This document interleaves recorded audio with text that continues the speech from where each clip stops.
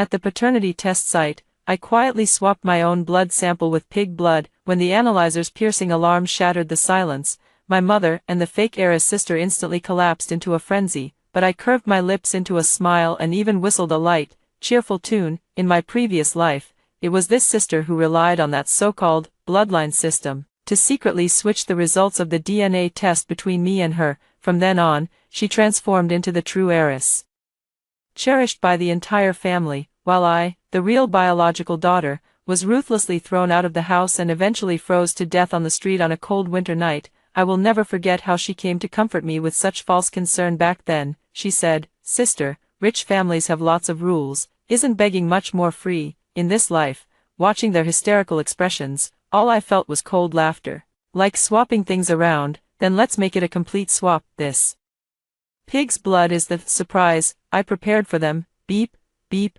beep. The piercing alarm nearly tore the roof off the VIP room of the private hospital. The identification screen flashed with frantic red lights as a cold, mechanical female voice announced, "Warning, species mismatch detected. Warning, identified species, pig." A deathly silence. Mrs. Lin Shenlong, dressed in Chanel haute couture, still had tears hanging from her chin, originally prepared for finding the real Heiress at this moment. She widened her eyes, staring at me as if I were a monster. Standing behind her, Lin Wan, the fake Heiress, originally wore a faint, confident smile at the corner of her mouth. Now, that smile froze on her face, looking particularly ridiculous. Pig, the head of the Lin family, Lin Guodong, was the first to react. He snatched the test report, his hands trembling. "Lin Sheng, what do you mean by this? What's flowing in your veins is pig's blood." I leaned against the ghastly pale wall and casually let out a whistle. The sound came across as especially flippant in the deathly silent room. "Dad, don't make such a fuss." I pulled a crumpled receipt from my pocket and slapped it onto Lin Guodong's expensive suit, freshly slaughtered at the market, 15 yuan per pound. Still warm. I had to bargain with the butcher for a long time just to get this tube. Smack. Shenlong finally snapped out of it and slapped me hard across the face. I leaned back slightly, already prepared. Her palm brushed past the tip of my nose, and the gust it stirred stung my cheeks. Because she used too much force, she herself staggered, and Lin Wan quickly stepped in to support her. "Mom, please don't be angry, sister definitely didn't mean it." Lin Wan's eyes were red, and her voice was soft and delicate. She looked deeply wronged, yet still tried to put the bigger picture first. Maybe my sister just doesn't want to acknowledge her roots and return to the family, and doesn't want to ruin the harmony of our family now. If that's the case, then I'll leave. As she spoke, she made as if to rush out, but Lin Guodong grabbed her at once.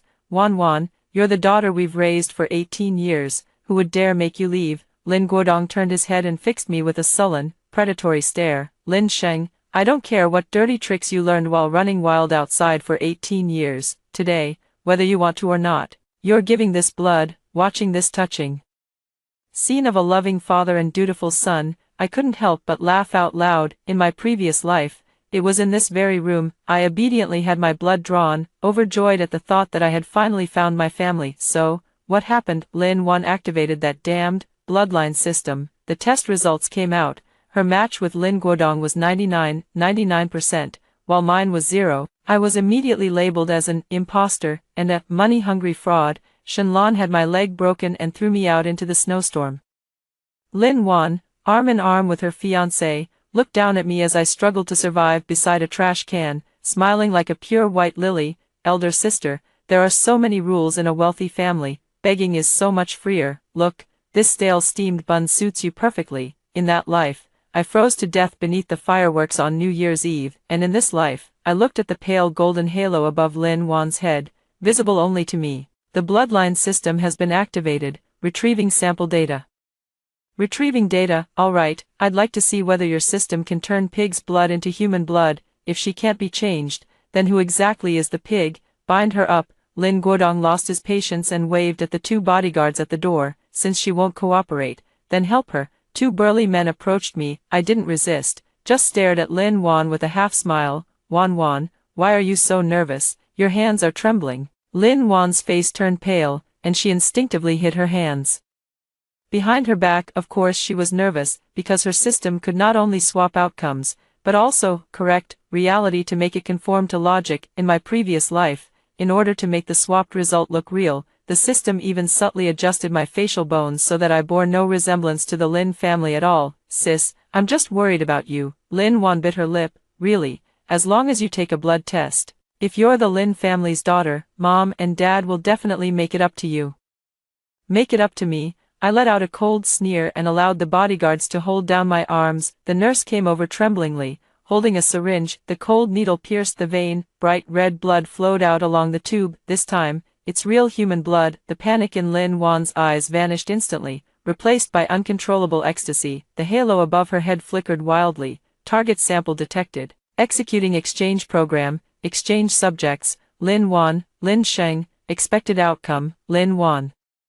99.9% match. Lin Sheng. 0% match. Watching that tube of blood being placed into the machine, I suddenly spoke up. Wait, everyone looks at me. I looked at Lin Wan, a strange curve forming at the corner of my mouth. Sister, do you believe in karma? Lin Wan was taken aback for a moment, then replied gently, Sister, feudal superstitions are not to be believed. We should trust in science. Is that so? That's wonderful. I closed my eyes and silently recited in my heart, System, I want to bind. 2. No one responded, but I know that my rebirth itself is a huge bug. Before my death in my previous life, my intense resentment seemed to tear through some kind of rule. Although I don't have a system, I can see her system panel, and even exploit its bugs. That tube of pig blood earlier wasn't just a simple prank, it was meant to test the system's judgment delay. Sure enough, the system just now froze for 3 seconds due to species mismatch, and now, the moment my blood entered the instrument, I bit my tongue hard. The excruciating pain jolted me awake. I gathered every bit of willpower I had and stared fixedly at the halo above Lin Wan's head. Since you want to swap, then I'll give you something with a little extra flavor. Before coming to the hospital, I drank an entire bottle of high-concentration medical alcohol mixed with 3 drugs that would cause abnormal blood test results. A normal person would have died long ago doing this, but my constitution is special. Or rather, having been reborn, this body has long been tempered for revenge. At this moment, the alcohol content in my blood is enough to intoxicate an elephant, and all my vital signs are as chaotic as a pot of porridge. The instruments began to operate. Lin Wan's expression grew increasingly confident. She even began to tidy her hair, ready to welcome the coronation moment of the true heiress. Beep. The results were out. Lin Guodong couldn't wait to snatch the report. Shenlan also leaned in to take a look. Both of their expressions froze the moment they saw the result. It was an even more spectacular expression than when they had seen the pig earlier. How is this possible? Lin Guodong's voice cracked. Lin Wan's smile froze on her face as she anxiously leaned in. Dad, is the match rate high? I knew my sister would. Her voice abruptly cut off. On the report form belonging to Lin Wan, it clearly stated, DNA match rate, 99%. Additional detection alert. Blood ethanol concentration severely exceeds limits. Lethal dose. Large amounts of psychotropic drug residues detected. Liver and kidney failure. Recommendation: immediate resuscitation and compulsory treatment in a psychiatric hospital. And the report that belongs to me, DNA match rate, 0%. Physical condition, healthy. All indicators perfect. The system did indeed exchange. It gave my parent-child relationship to Lin Wan, but because the toxins in my blood were too potent, the system judged this as part of the blood attributes and conveniently bundled it all and gave it to her.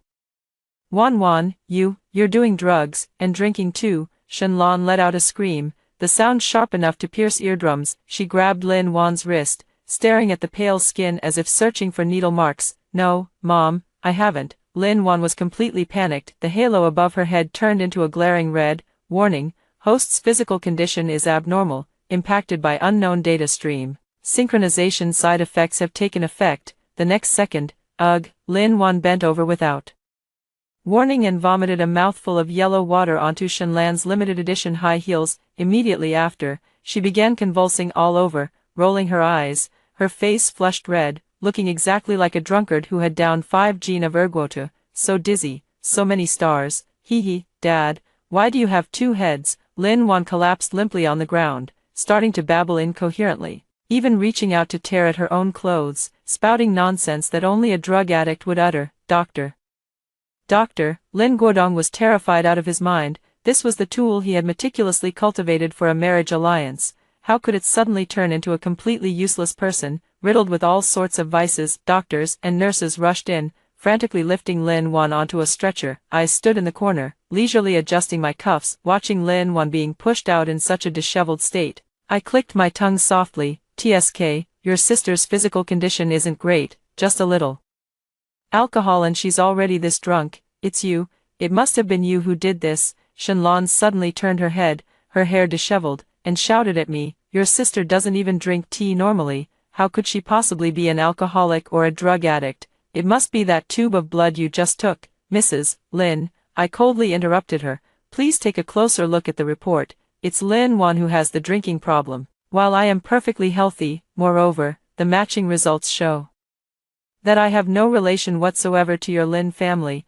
I picked up the report that belonged to me and waved it in my hand. "Since I'm not your daughter, can I leave now?" "Halt." Lin Guodong stood blocking the doorway with a grim expression. His gaze was filled with scrutiny and suspicion as he looked at me. Even though the report said 0%, how could a sly old fox like him believe something so absurd? A wild girl who grew up in the countryside, as healthy as an athlete, a pampered young lady, suddenly turned into a terminally ill addict. There must be something wrong here. "You're not allowed to go anywhere until we figure this out." Lin Guodong took out his phone and made a call. "Take this girl back to the old house and keep a close eye on her. Also, investigate that appraisal center again. I want to know if the equipment malfunctioned." I shrugged. Back to the old house, just what I had in mind. In my previous life, I was driven away before I even made it through the front gate. This time, if I don't tear down that Lin family villa worth hundreds of millions, I won't bear the surname Lin. The Lin family's old mansion was resplendent and magnificent. Just the crystal chandelier in the living room alone would be enough to feed an ordinary person for a lifetime. I was invited into the guest room by the bodyguards. It was called a guest room, but in fact it was just a storage room next to the maid's quarters on the first floor. No windows, just a hard plank bed, the master said. "The second young lady is unwell and resting in the hospital. The house is a mess, so you'll have to make do here for now." Butler Wang looked at me with disdain as he tossed a set of slightly yellowed bedding onto the bed. "And don't touch anything in this room. If you break something, you couldn't pay for it even if you sold yourself." I looked at that quilt and smiled. In my previous life, I lived here too. I was extremely cautious, helping the servants with their work every day just to please them, hoping to earn a hot meal. But in the end, Uncle Wang turned around and told Shenlong that I was lazy and slacking off, and even accused me of stealing bird's nest soup. Shenlong punished me by making me kneel on the cobblestones in the courtyard, kneeling all night long. "Uncle Wang, right?" I walked over and picked up that blanket. "This blanket, is it for a dog to use?" Uncle Wang snorted coldly. "You should be grateful there's even a blanket, you country bumpkin," still being picky. Before I could finish speaking, I directly threw the blanket into the fireplace beside me. It was a real wood-burning fireplace, kept lit year-round to create atmosphere. Boom, the dry cotton batting instantly caught fire, flames leaping half a meter high, thick smoke billowed out. "What are you doing? Have you lost your mind?" Uncle Wang was terrified out of his wits and hurried to grab a fire extinguisher, taking advantage of the chaos. I walked into the living room and looked at the priceless antique vases on the shelf, afraid you can't afford to pay for it if it breaks. I casually picked up a blue and white porcelain vase from the Ming Dynasty. Smack, the crisp sound of shattering was particularly pleasing amidst the chaos in the living room. "Stop, that's the master's favorite." Smack, another jade cabbage shattered into pieces. Oops, my hand slipped. I looked innocently at the servants who rushed in. "This floor is too slippery. How do you clean it?" The entire Lin family was in complete chaos. The fire alarm blared incessantly, and the automatic sprinkler system activated, drenching everyone like a downpour. Shenlong had just returned from the hospital, and as soon as she stepped inside, she was soaked to the bone. Seeing the mess all over the floor and me smashing the third vase, her eyes rolled back, and she nearly fainted. "Lin Sheng, I'm going to kill you." Shenlong, disregarding her noblewoman image, screamed and lunged forward. I nimbly dodged and tripped her with my foot. Shenlong plunged headfirst into the pile of unburned ashes by the fireplace, covering her face in soot. "Mom, what's wrong with you?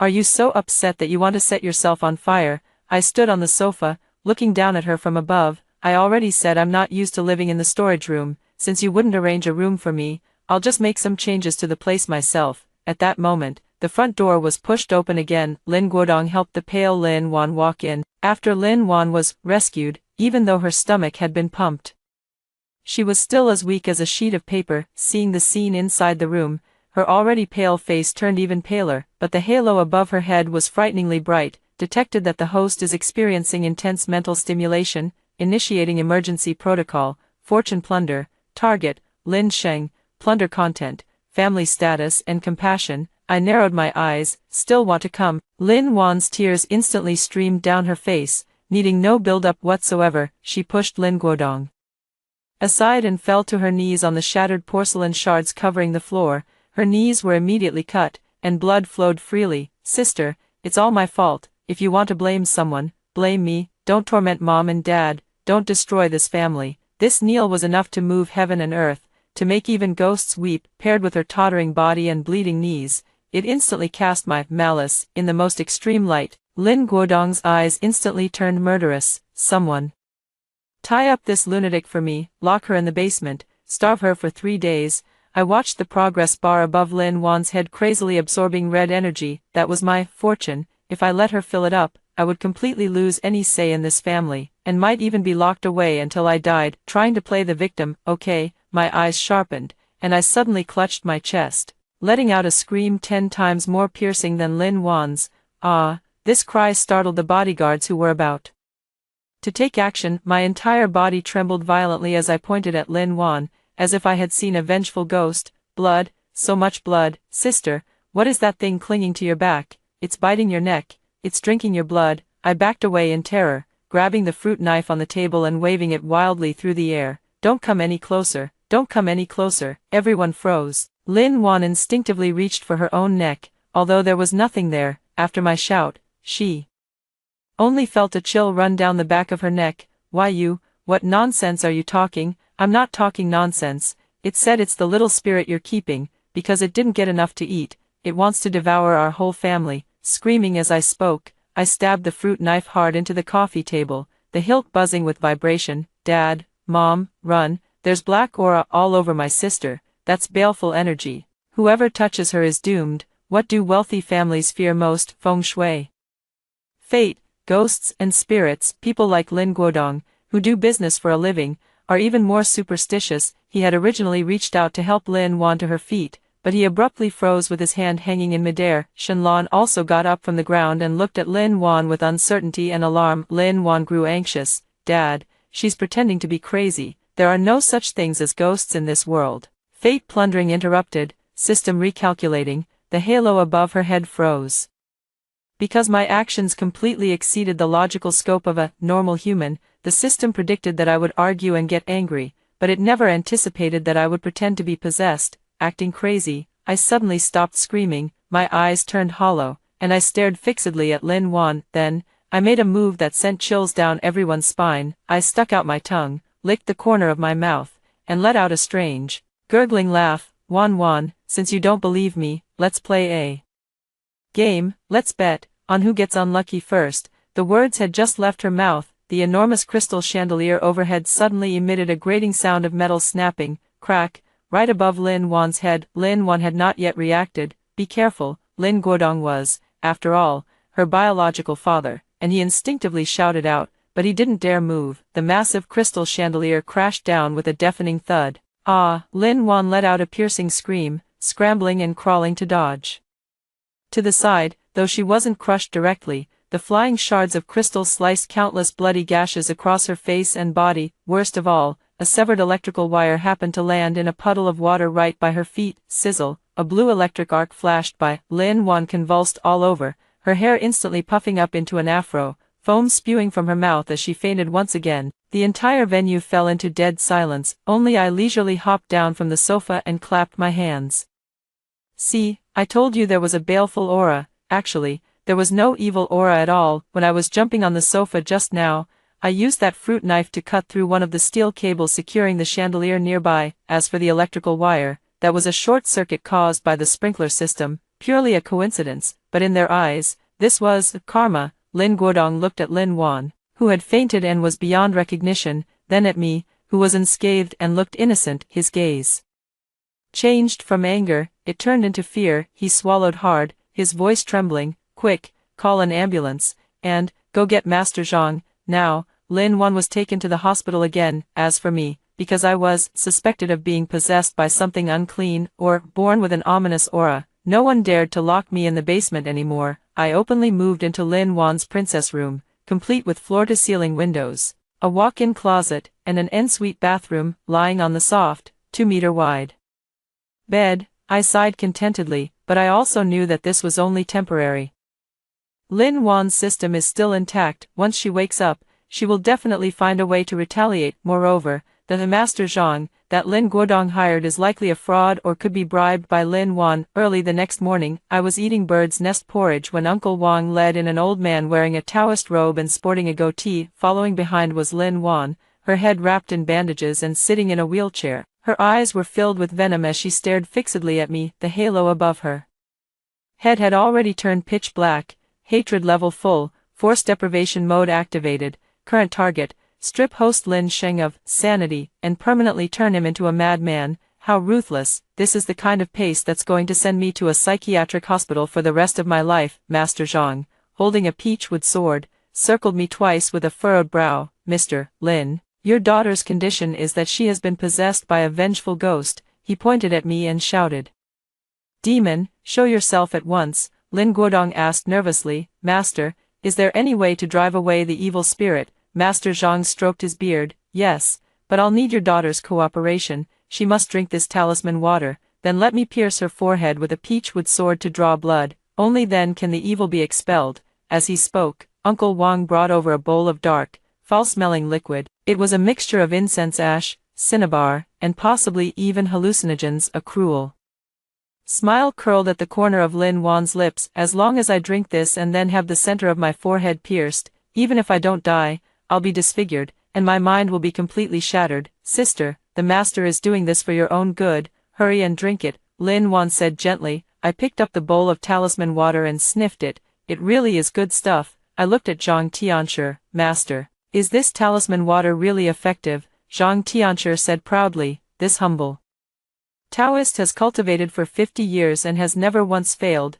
That's good. I suddenly sprang up, grabbed Zhang Tianshi by the collar, and with my other hand pinched his chin and gave it a hard twist. Crack. Zhang Tianshi's jaw dislocated, and his mouth gaped wide open. I didn't hesitate to pour the entire bowl of talisman water, along with the dregs at the bottom, straight into his mouth. Gulp, gulp, cough, cough, cough. Master Zhang struggled desperately, but I was surprisingly strong. Thanks to Lin Wan for returning health to me earlier. After pouring it all down, I kicked him flying away. Then, I grabbed that peachwood sword. Since we need to draw blood to ward off evil, I see that my sister's forehead is dark, and you need it more than I do. Holding the sword, I walked step by step toward Lin Wan in the wheelchair. You, don't come any closer. Lin Wan was so frightened that she tried to stand up, but with her injured leg, she couldn't move at all. Warning, the host is facing a life-threatening danger. System defense mechanism activated, constructing an energy shield. A transparent barrier that only I could see appeared before her. An ordinary person would be thrown back if they ran into it, but I laughed. I didn't swallow it. Instead, I threw the peachwood sword to the ground and turned to rush toward the nearby floor-to-ceiling window. There stood Lin Guodong's most treasured feng shui fish tank, housing several priceless red arowana fish. Where is the demon? Right here. I picked up that fish tank weighing dozens of pounds and hurled it with all my might toward Lin Wan. The system's shield could block physical attacks, but it couldn't block water, and it certainly couldn't block the electrical socket that short-circuited when the fish tank shattered. Splash! The fish tank exploded in front of Lin Wan. Water flooded everywhere. The system's shield did indeed block the glass shards, but ZZZZT. ZZZZT. ZZZZT. The water on the ground conducted electricity once again. This time, even the newly risen Zhang Tianshi and Lin Wan, who was sitting in a wheelchair, started breakdancing together. System overload, energy short-circuit, defense failed. Looking at the few people convulsing on the ground, I helplessly spread my hands. Dad, look, the master said we need to exorcise evil spirits. This electrotherapy should be quite effective, right? Lin Guodong stood at the dry doorway, gazing at the mess in the room and the hellish scene. He finally broke down. Madman, you're a devil. He tremblingly took out his phone. Call the police, arrest her, send her to a psychiatric hospital. I watched him coldly. So, are we finally going to tear off the mask? Perfect, I'm tired of playing this make-believe game too. At that moment, a dignified and aged voice came from the doorway. Who dares to lay a hand on my granddaughter? Everyone's movements froze. Lin Guodong nearly dropped the phone in his hand. At the gate, an elderly man dressed in a tang suit and leaning on a dragon-head cane walked in, surrounded by 4 bodyguards in black. That was the retired emperor of the Lin family, my own grandfather, Lin Zhentian. He was also the true power holder of the Lin group, holding 51% of the group's shares. In my previous life, Grandpa had been recuperating overseas. By the time he came back, I was already dead. In this lifetime, the reason I made such a big fuss, even going so far as to burn down the house and smash antiques, was to stir up enough trouble for it to reach my grandfather's ears all the way across the ocean. Dad,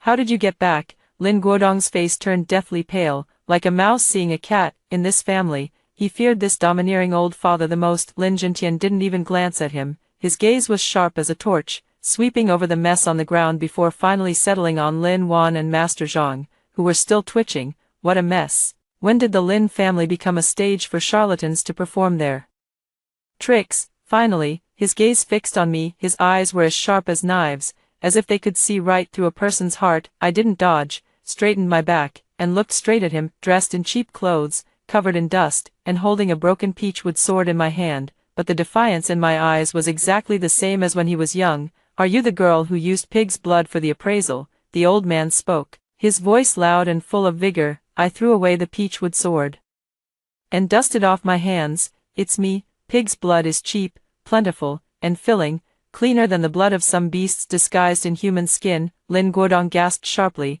How dare you speak to your grandfather like that? Ha ha ha. Good, well said, plentiful and filling. Lin Zhentian actually burst into laughter, pounding the ground heavily with his cane. This fierce determination is just like my Lin Zhentian seed. Lin Wan on the ground finally caught her breath, though her hair was scorched black. She knew this was a critical moment. She struggled to roll off the wheelchair and crawled toward Lin Zhentian. Grandpa, I'm Wan Wan. Sister has gone mad. She wants to kill me. She wept with pear blossoms and rain, though her face was now as black as charcoal, trying to evoke the old man's pity. At the same time, the halo above her head lit up again. Target locked. Lin Zhentian, initiating highest level favorability modification, consuming 10 years of the host's lifespan, forcibly altering the target's cognition. This is a desperate move. 10 years of life in exchange for a powerful backer. I saw a momentary confusion flash in Lin Zhentian's eyes, and his previously disgusted expression began to soften. The power of the system is indeed overwhelming, but I was well prepared. Grandpa, I suddenly spoke up, my voice not loud, yet it clearly reached everyone's ears. Have you recently been experiencing frequent heart pain, waking up precisely at 3 in the morning every day, with numbness in your left arm? Lin Zhentian abruptly turned to look at me, the confusion in his eyes instantly replaced by shock. How did you know? This is his top secret medical record, which even Lin Guodong doesn't know about. Only his personal doctor is aware. I pointed at Lin Wan. Because she did it. You're lying. Lin Wan screamed. Grandpa, she's trying to drive a wedge between us. I smiled, walked over to Lin Wan, and crouched down in front of her. Whether this is nonsense or not, we'll know once we test it. I turned to look at Lin Zhentian. Grandfather, there is a thing in this world called fate plundering. For the past 18 years, the Lin family's business has gone smoothly because Lin Wan has been continuously siphoning off the Lin family's fortune. The price, however, has been your health. I made that up, but the logic holds, because Lin Wan's system did indeed require energy to sustain itself, and that energy often came from the life force of people nearby. Utter nonsense, Lin Guodong shouted angrily. Whether it's nonsense or not, one experiment will be enough. I took out a pair of scissors I had prepared long ago from my pocket. Just cut off her connection to the system, and your illness will be cured immediately. No one could understand what I was saying, except for Lin Wan. She widened her eyes in terror. No,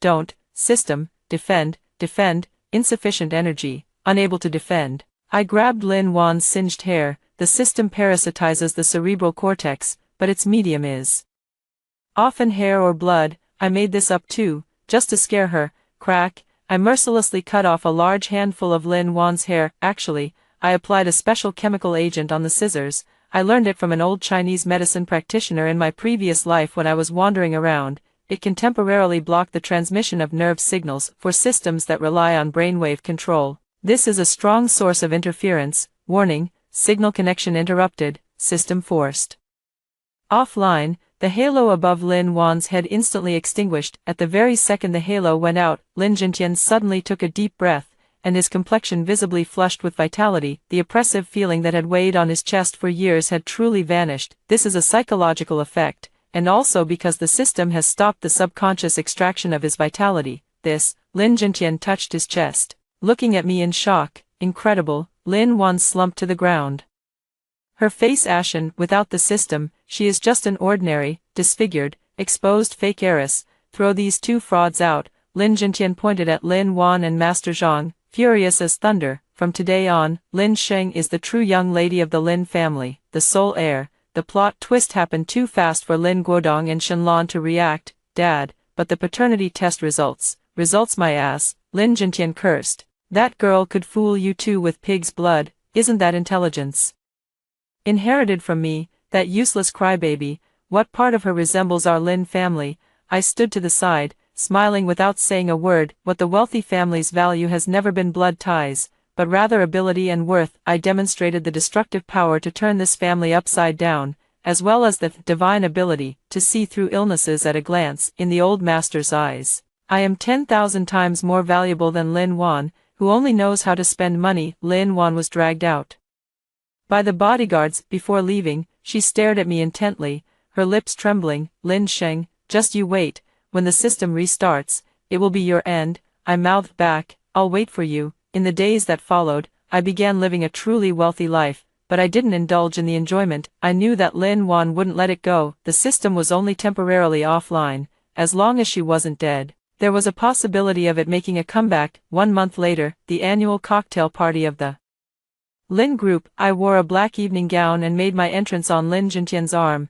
stunning the entire room. Just as the party reached its climax, the lights in the halls suddenly went out. A scene suddenly appeared on the large screen on the stage. On the screen was a video of me hitting someone in the psychiatric hospital, actually the surveillance footage from that day when I hit Zhang Tianshi, along with various fabricated, unsightly photos of me. Everyone, take a good look. This is the eldest daughter the Lin family just brought back, a violent maniac, a lunatic. Lin Wan's hysterical voice echoed from the loudspeaker. The lights came on. Lin Wan stood by the railing on the second floor, holding a remote control in her hand. She had changed. Her face had recovered, even more beautiful than before, with an eerie, bewitching beauty. The halo above her head turned blood red, with black runes flowing across it. Blackening system activated. Sacrifice all familial and romantic love of the host in exchange for ultimate revenge power. She actually sacrificed Lin Guodong and Shenlan as well. I looked down at the stage. Sure enough, Lin Guodong and Shenlan were sitting in the corner,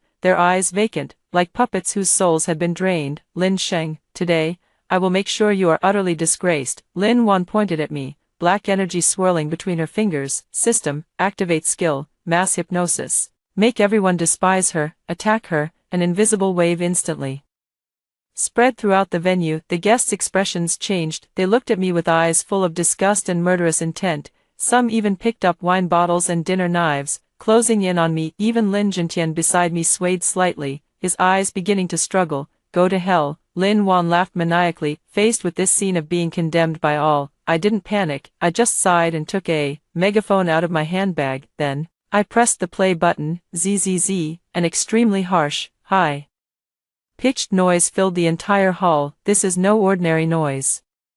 It's the system antivirus sonic wave I exchanged for in the system mall. Oh, by the way, I forgot to mention, last time I got a haircut, I casually stole a bit of data from her system. While I couldn't use the full set, making a jammer was no problem, specifically designed to counter this kind of low-level hypnotic frequency. The guests covered their ears and screamed in agony. The hypnosis instantly shattered. Lin Wan was the first to bear the brunt. The crimson halo above her head trembled violently as if encountering a natural enemy, and then, bang, it exploded, a genuine physical explosion. Lin Wan's brain could not withstand the backlash of the system's collapse. She let out a scream and fell from the second floor, crashing heavily onto the champagne tower. Blood stained the spilled wine all over the floor. Lin Wan has gone mad. This time it's real madness, not an act. The system was completely destroyed, taking away all her intelligence and sanity. She was sent to a mental hospital, shouting at the walls every day, I am the queen,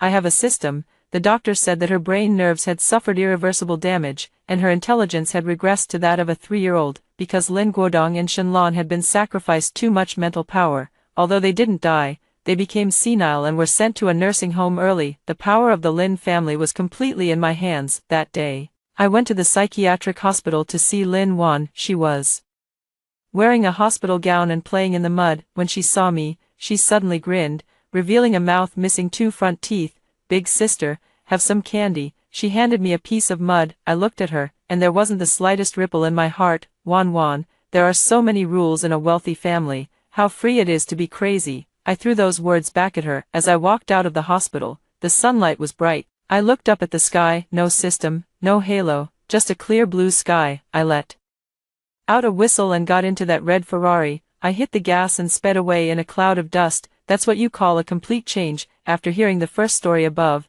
what are your thoughts? Feel free to share your opinions in the comments section. Next, there is another similar story. Let's continue to see. My niece is a natural beauty. My sister-in-law dreams of her marrying into a wealthy family, so she kept my niece out of school, bound her feet at home, and raised her to be a traditional woman. I hurriedly intervened, taking my niece to the big city for her studies. Later, through her relentless efforts, my niece was admitted to a prestigious university and secured a job with an annual salary of several 100,000 yuan. Yet, she pushed me off the building and killed me. Just before my death, she cursed me with a face full of resentment and venom. "You're just jealous that I'm younger and prettier than you, and you don't want me to live a good life, so you brainwash me every day to be independent. I've already started secretly binding my feet. When I return to my parents, I'm sure I can marry into a wealthy family, which will be 10,000 times better than working a job like this." After being reborn, I pushed away my tearful niece who was begging for my help. Duo, they are your own parents. How could they possibly harm you? Our Duo is a natural beauty. She doesn't need to suffer through studying. As long as she stays home and behaves like a traditional woman, she can marry into a wealthy family. Once these little feet are bound, our family's good days will come. In my ears, my sister-in-law's sharp,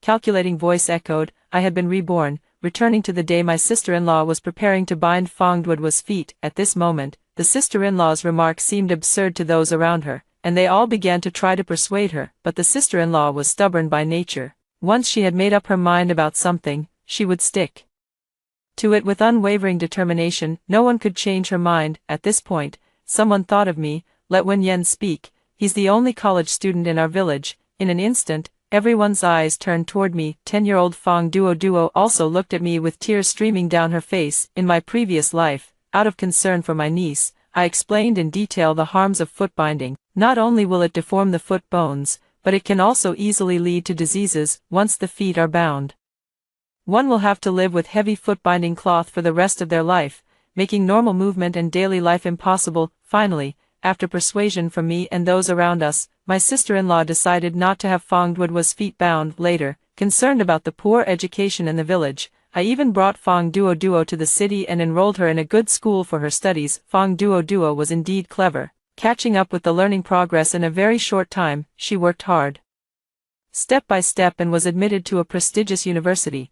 After graduation, she smoothly found a job she loved. After a few years of hard work, she successfully received a salary increase, and her income multiplied several times. Watching my carefully raised niece embrace a bright future filled me with immense satisfaction. It wasn't until just before my death that I realized I had been wrong all along, terribly wrong. Fong Duo had always hated me. After moving to the city, I dared not get married or take time off work, all to take good care of Fong Duo, doing everything possible to provide her with food, clothing, shelter, and transportation, but it always falls far short compared to the wealthy. Whenever her classmates around her use the latest phones or luxury items, she recalls her mother's words. She begins to fantasize about what it would have been like if she had bound her feet and married a wealthy man, becoming a noble woman under the accumulation of daily frustrations.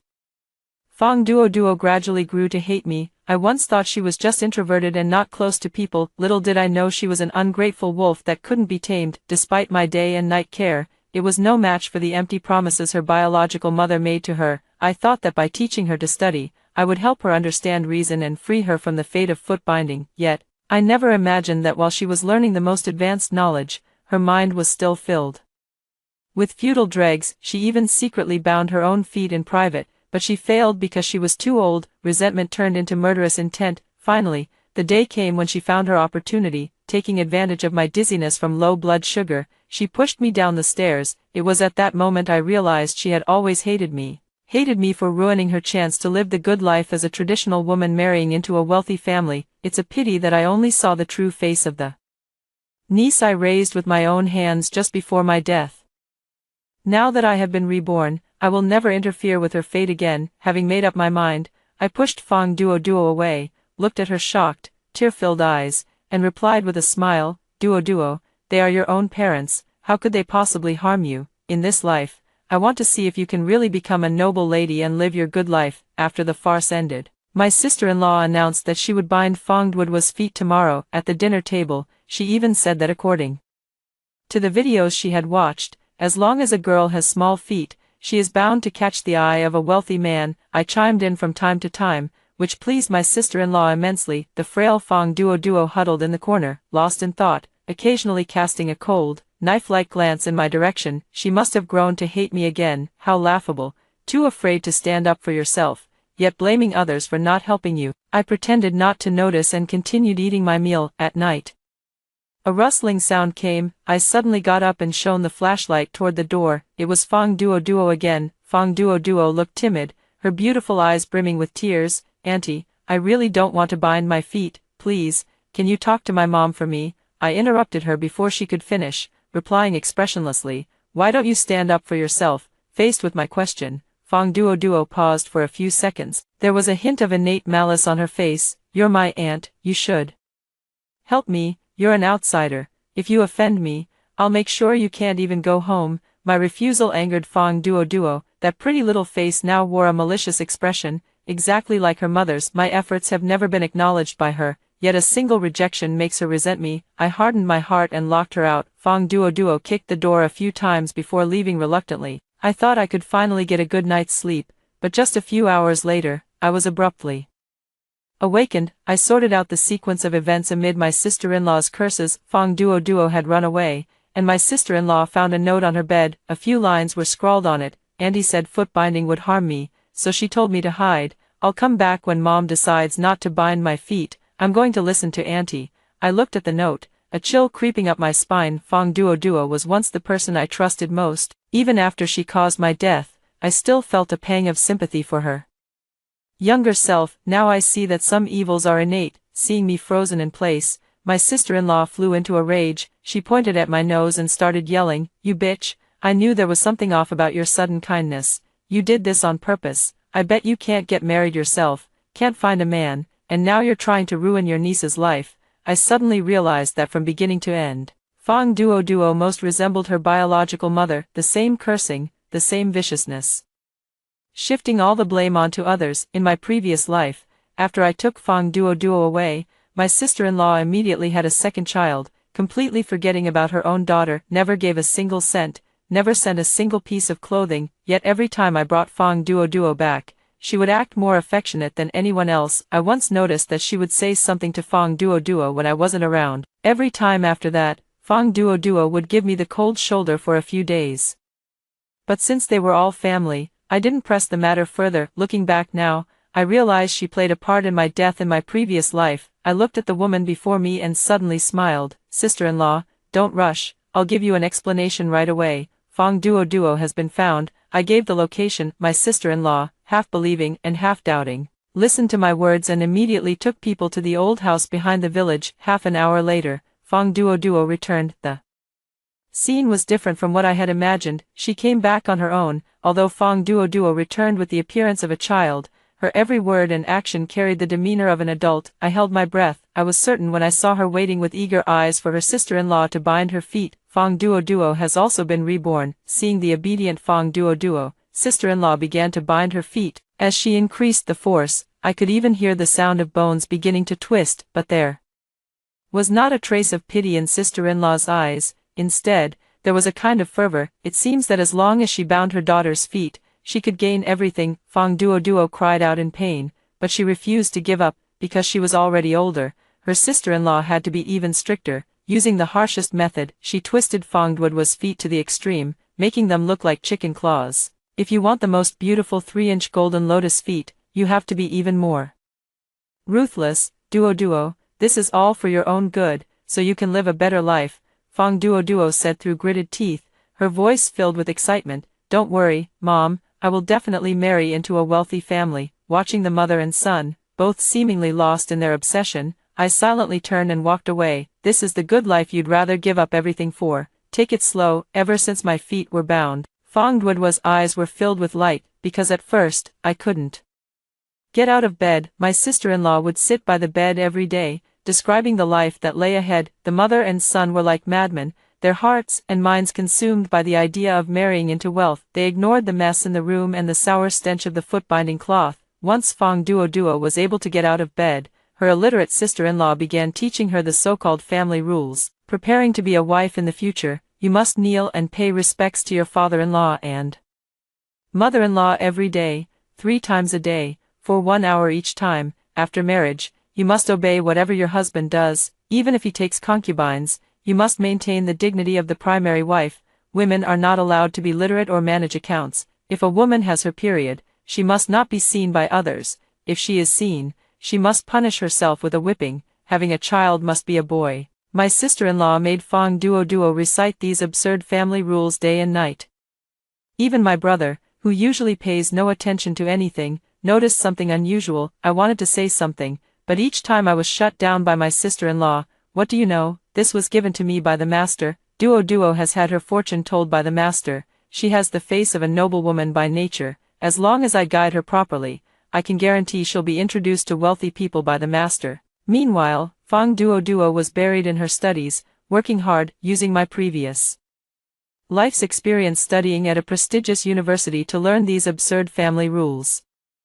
I wish I could carve them on my hand. Over time, my brother also started believing in that so-called master. He began enjoying my sister-in-law's kneeling foot washing service. He started acting like an emperor at home. I thought all of this was just their delusional talk, but I never expected the wealthy person they mentioned to actually show up, and they really brought several boxes of gold with them. The whole family excitedly waited at the door early with Fong Duo. At this moment, several brand new luxury cars, accompanied by a group of people, arrived at this peaceful small mountain village. Sister-in-law's face flushed with excitement. The master mentioned by sister-in-law was an old man who looked like an immortal with an air of transcendence. After inspecting the bound feet of sister-in-law, he nodded in satisfaction. He left a box of things and then walked away. The heavy box, whose contents were unknown, was directly locked in the room by my sister-in-law. But how could Fong Duo miss the chance to show off? The next morning, she proudly came to my room, wearing a gold bracelet on her wrist.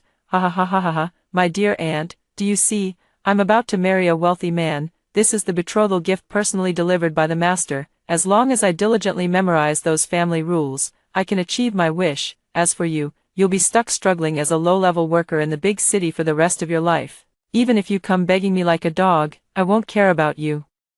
Under the sunlight, Fong Duo's beautiful eyes and brows were filled with madness. At this moment, her face was full of satisfaction. I glanced lightly at the bracelets on both of her hands. Sure enough, they looked dazzlingly golden, yet carried an unreal texture. If nothing had gone wrong, they were probably all fake, but I didn't say it out loud, just looked at Fong Duo, who held her head high, and asked, Zhao Yan, are you sure you want to live this kind of life? My words made Fong Duo pause for a moment. The name, Zhao Yan, was given to her by me in her previous life.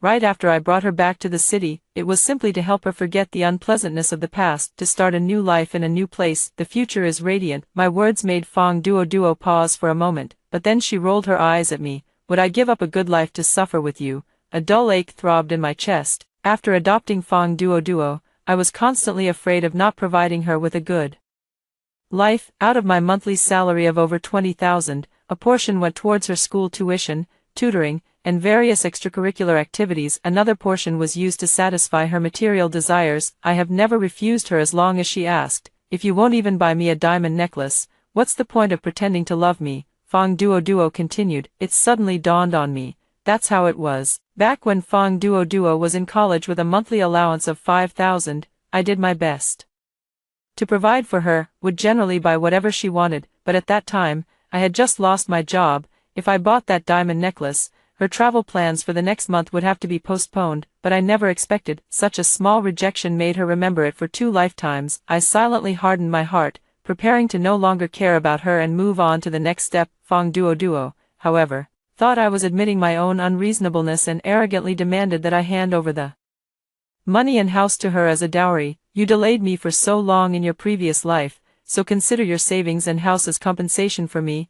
I looked at her increasingly ugly face and smiled. Great, you are my own niece. Who else would I give my money to if not you? Don't worry, from now on, all the money I earn will be yours. I'm counting on you to live a good life.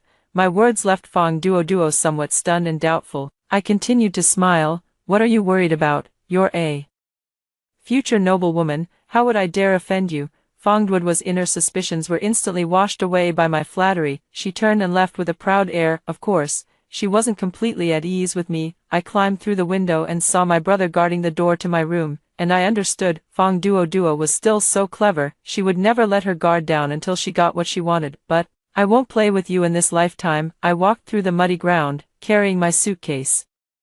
Just like in my previous life, except back then, Fong Duo was by my side. She kept chattering away, dreaming about the future. She said she wanted to be like me in the future, study hard, become a college student, and live her own little life. But now, she has cut off her own dream from her past life. I wiped the sweat from my brow. The person ahead has been waiting for me for a long time. The visitor was Wang Jiejia from next door. Having lived through a past life, I already knew her fate. Her parents died early, leaving only her grandfather to accompany her. After her sister-in-law's second son was diagnosed with supermasculinity, Wang Jiejia became a target. Life was already difficult for the grandfather and grandson. She was targeted again for refusing her sister-in-law's marriage proposal. Her sister-in-law cut off their electricity and even poisoned the chickens, ducks, and geese they used to pay for tuition. By the time I finally returned to the village, Wang Jiejia had been tormented beyond recognition, because of the years of slander spread by my sister-in-law.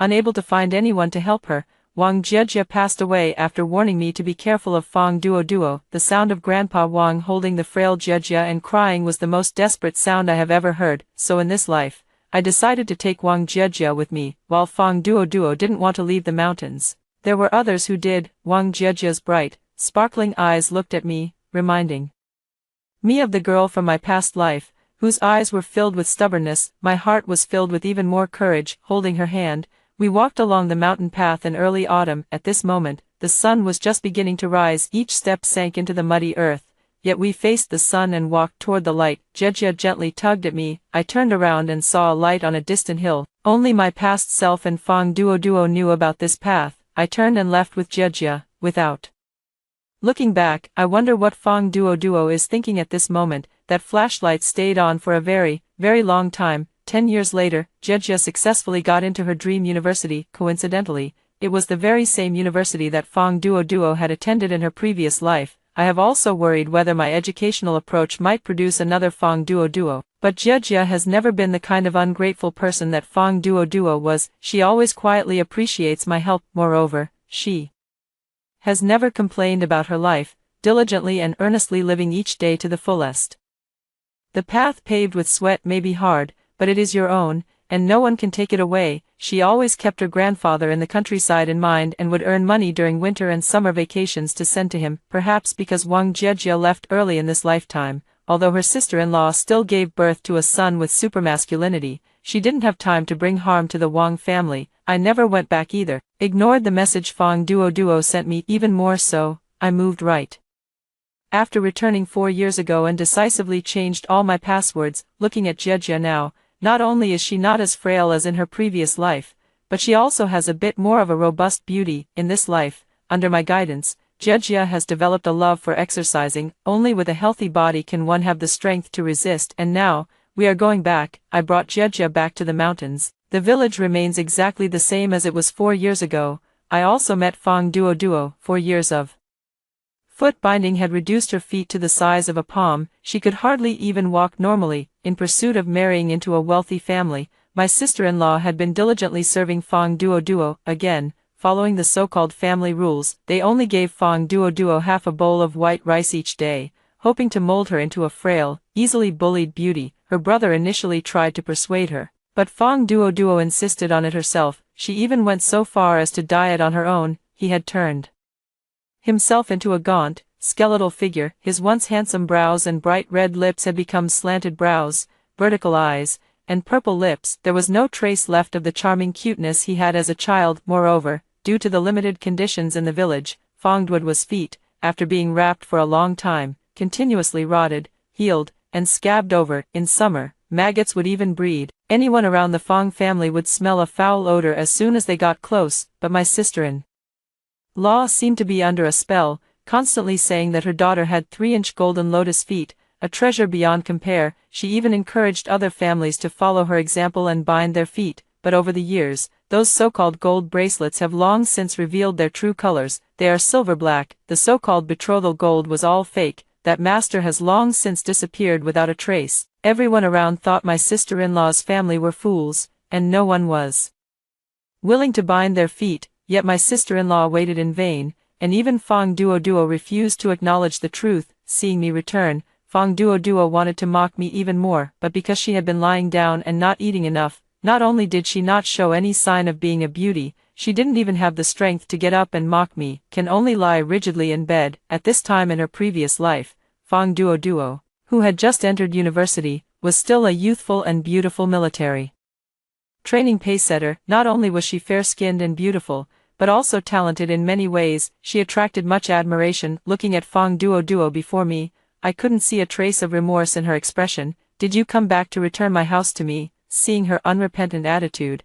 I instantly lost the desire to speak and turned to head back to my room. Come back, let me tell you. Everyone loves my small feet. I'll soon become a wealthy lady. I warn you, hurry up and give me the money and the house. Fongduoduo called out to me at the top of her voice. Faintly, I heard the sound of something falling behind me. I pretended not to hear and never looked back. I just didn't expect to see my super-masculine nephew so soon. Fongduoduo somewhat resembles my brother in terms of good looks. My nephew, on the other hand, looks exactly like my sister-in-law. He doesn't look like a 10-year-old child. His height is unusually tall, and he appears more like an adult. He is currently in my room, rummaging through my luggage. What are you doing? I looked at him, feeling a bit scared inside. In my past life, I had heard quite a bit about this super-masculine nephew. What's wrong with me taking a look? You worthless thing, all this stuff is mine. As he spoke, my nephew tore my wallet to pieces. There was nothing he wanted inside, which only fueled his anger further. I'm warning you to hand over the money quickly.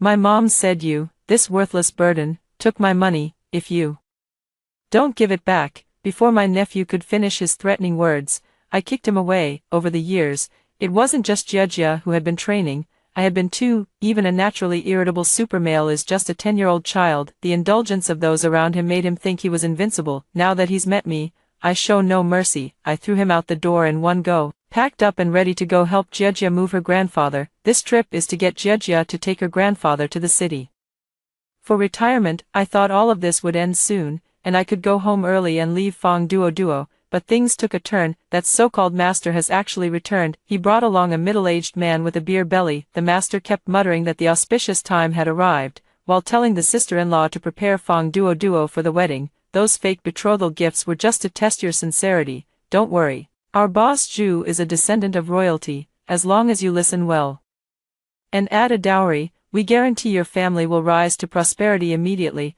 My sister-in-law was initially a bit hesitant, but after seeing the red banknotes in the several large boxes brought by the master and the so-called boss Zhu, she immediately went home to pack up for Fongduoduo, because they had to catch the auspicious time. I just happened to have the time to watch this farce. The beer-bellied boss Zhu looked at the villagers surrounding him and spoke fluently in an unknown dialect. I am a true noble of royal descent. If your daughters follow me, I guarantee your whole family will become relatives of the imperial family. After saying this, he even flaunted the watch in his hand. The villagers couldn't understand it, but they flattered him anyway. After all, the impact of those several large boxes of cash just now was too overwhelming. And what reason would this boss Zhu have to deceive people in this poor mountain village? Boss Zhu kept bragging about his wealth and luxury. He occasionally threw in a few English words. Fongduoduo sat on the side wearing a red dress, looking like a gentle and obedient wife. Her face was unusually flushed with a healthy glow. Curiosity stirred within me. Boss Zhu, I heard you mention earlier that you own several properties in the capital. Would it be convenient for me to ask about them? I can help look into it. Boss Zhu immediately fell silent. Then, turning around, he shamelessly said, Only country bumpkins buy commercial housing. People like me hire our own designers. Do you understand design? That's all done by artists. As his saliva flew toward me, I quickly stepped back. Boss Zhu also fell silent, because the food was served. The so-called big boss and master looked as if they hadn't eaten meat in 800 years, frantically grabbing at the food. Even the villagers around were stunned, yet my sister-in-law was still immersed in the excitement of being a royal relative and didn't notice. Fang Duo also pretended to be a shy bride, lowering her head and smiling from time to time. She would cast mocking glances my way. I smiled without saying a word. The banquet was halfway through. My sister-in-law began to ask Boss Zhu when he would give her the betrothal gifts. Boss Zhu wiped his greasy mouth and spoke with the satisfaction of a full meal and good wine. We have family rules here, which state that we must give them only after the wedding. Mother-in-law, don't rush just yet. Seeing that the boss, Mr. Zhu, who was older than her, called her mother-in-law, my sister-in-law didn't find it strange at all. She even obediently prepared the dowry. After confirming that she couldn't get any money from me, she stared at me with a sinister look for a long time before leaving, and I have no idea what method she came up with. By evening, Boss Zhu looked at Fang Duo, his whole body brimming with excitement, but all of that changed. The police cars arrived. To the shock of Boss Zhu and his men, they were taken away one by one. My sister-in-law stared in shock at the scene before her. Fang Duo, even more anxious, reached out to stop them, but her body was too weak, and she tripped and fell to the ground after just one step. For a moment, some were bleeding, some were crying and shouting, and others were fleeing in panic. In the end, all the con artists except for the so-called master were caught and interrogated. The truth has finally come to light. It turns out that the reason these scammers didn't show up for the past 10 years wasn't because they were waiting for some auspicious time. It was simply because they had just been locked up. Now, having just been released, they remembered their loyal follower and headed straight to the sister-in-law's house. Perhaps the master never expected things to go so smoothly. The noblewoman's appearance he casually mentioned was actually believed by someone. Those so-called family rules, which made Fang Duo persist in foot-binding for 10 years, were all lies spoken by the con artists. The last time they were arrested was for deceiving a family into believing their son was destined to be an emperor, while selling the children they had tricked. They also swindled money. Originally, my sister-in-law's family had already escaped disaster, but she just couldn't let it go, looking for a master everywhere. The master's gang, just out of prison, happily came to deceive her. Boss Zhu and his gang were arrested. Those so-called several large boxes of cash were all practice banknotes. Boss Zhu was not some royal descendant either, just a homeless man from the neighboring county who came after hearing there was food and a place to sleep. As for that ethereal master, he had long since learned from his last lesson and fled. He took all the savings of my sister-in-law's entire family and ran away. After my sister-in-law failed to get money from me, she decisively turned to borrowing from loan sharks, mortgaging the family's land and fields. I was hoping to strike it rich. Now everything is gone. The whole family is about to be kicked out. My sister-in-law stubbornly believes it's not her fault, blaming everyone else. I was naturally the first to be targeted, but by the time she came to me for compensation, I had already run away. I thought I would never have any interaction with Fang Duo again, but then I saw her at my doorstep. She had gained a little weight, and there were still traces of farm work on her. The whole person was tan dark. It seems my sister-in-law has completely given up on her dream of getting rich overnight, but Fang Duo doesn't seem to have yet. She looked at the villa behind her, her face full of resentment towards me. You're clearly very wealthy. You've been lying to me all along in your previous life. I shrugged. I am indeed very wealthy in this life. After all, we've both been reborn, and starting a business by keeping an eye on market trends is always possible. Fang Duo seemed to have just realized she had also been reborn, and her rebirth should have created more opportunities for herself. She, however, was lost in the dream of being a so-called traditional woman marrying into a wealthy family. In the end, she ended up being scammed by a fraudster, losing everything she had. Fang Duo took a deep breath. Do you really think you have no responsibility for the way I am now? If you still try to stop me like you did in my past life, I could have gotten into college, and even if I didn't become wealthy, I could have lived a happy and peaceful life. I revealed a mocking smile. Didn't you always hate me for changing your fate? Since you wanted to bind your feet and become your noble lady, I naturally let you have your way. Why are you blaming me now? Fang Duo's contorted face showed a hint of pain, as if recalling some humiliating past. How was I supposed to know my mother was a lunatic, that those people were all liars, that this whole thing was a scam? In my past life, I was brainwashed by her all along. And I really thought you were the one who stole my good life. I looked seriously at this unfamiliar Fong Duo. No one can steal your good life. You gave it up yourself, Fong Duo. It was you who wasted your own good life, time and time again. My words didn't make Fong Duo understand. Instead, they made her start to rage. It's your fault. It's that stupid woman's fault. I'm not wrong. My good days were taken away by you. After shouting, she suddenly became excited. Yes, it's all your fault, especially yours, so you have to make it up to me. You owe me, Fong Wenyan. You must give me all your house and money. Consider it your atonement. I took off my sunglasses, feeling speechless, and finally called security to have her thrown out. Fortunately, the security in the newly chosen community is very reliable. Such a lunatic will never get in again. Amidst Fong Duo's screams, I turned and walked back into my brand new mansion. I no longer paid any attention to Fong Duo's family.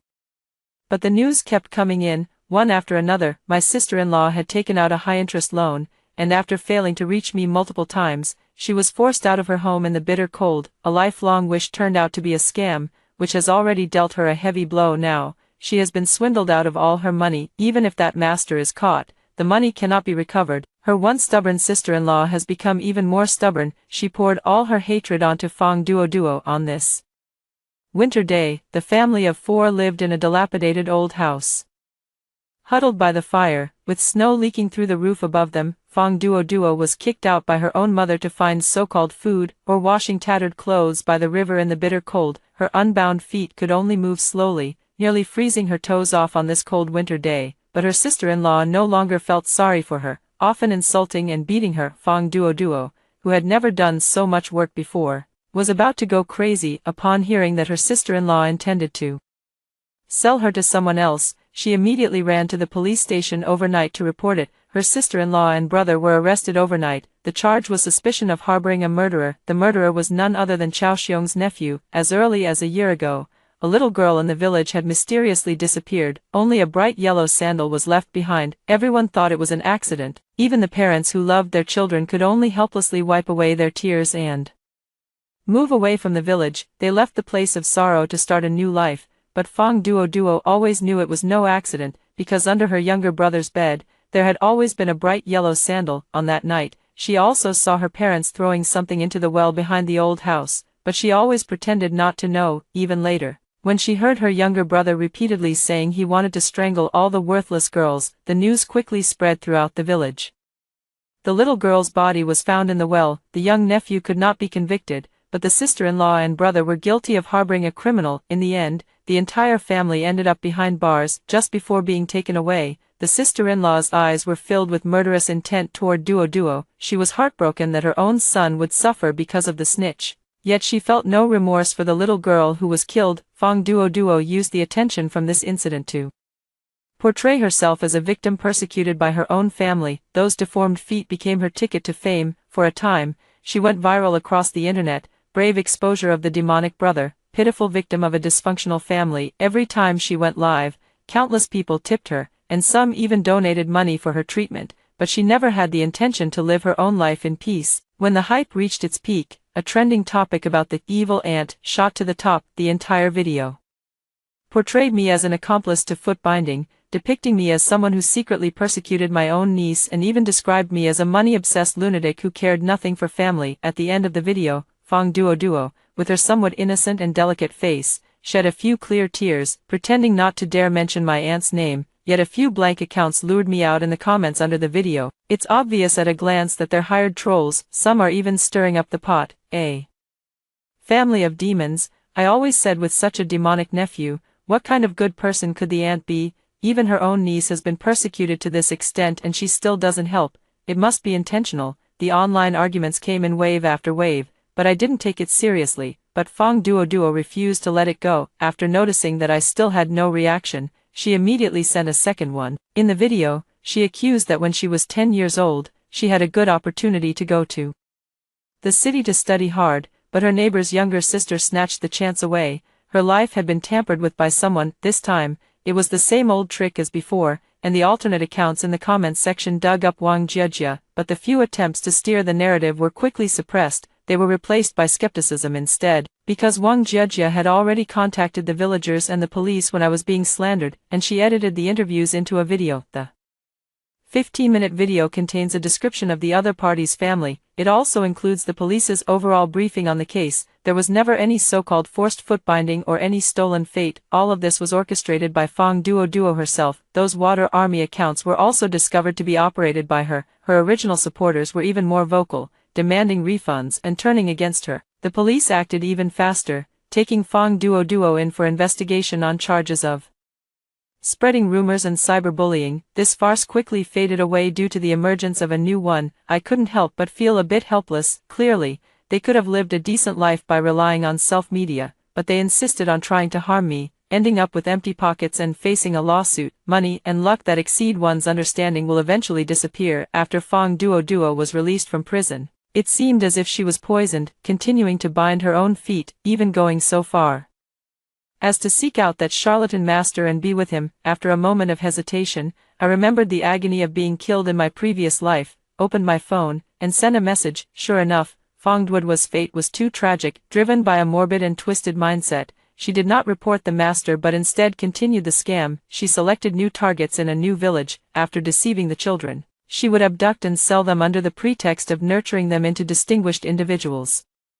Upon seeing young and beautiful girls, she would persuade others to bind their feet. Under her acting skills, many people were deceived. At the moment when the scam was about to cause tragic consequences, the police suddenly arrived. With the help of my message alert, they successfully captured the long-fleeing fake master and Fang Duo. Those children were also successfully rescued. The entire scam process resulted in no casualties, except for Fang Duo, who broke her leg while trying to escape. What awaited Fang Duo was a lengthy prison sentence spanning several years. Under repeated blows and compounded by childhood malnutrition, Fang Duo looked like a ghost of a person, as if she could die at any moment. Her multiple requests to see me were all politely declined. I didn't get to see Fang Duo for the last time. I was busy with the company's business. Wang Jiejia also graduated successfully and chose to become a vocational education teacher. At Wenyan, I want more children like me to be able to leave the deep mountains. I have often wondered what my future would be like without you, how dark and hopeless it would be. I have thanked you 1,000 times for coming into my life. I nodded with a smile. I did my best to help her. With Jiejia and me by his side, Jiejia's grandfather, who had mourned her death in the previous life, passed away peacefully in this one. Before his death, his clouded eyes were filled with reluctance to part with Jiejia, as well as gratitude toward me. As the New Year's bell rang, everything came to an end, and at the same time, everything was reborn. After hearing the second story above, what are your thoughts? Feel free to share your opinions in the comments section. Next, there is another similar story. Let's continue to see. My sister got pregnant before marriage, gave birth to a baby boy in a small clinic, and then disappeared. The doctor found my home based on the address she left behind and handed the child over to me. My parents begged me on their knees to adopt him.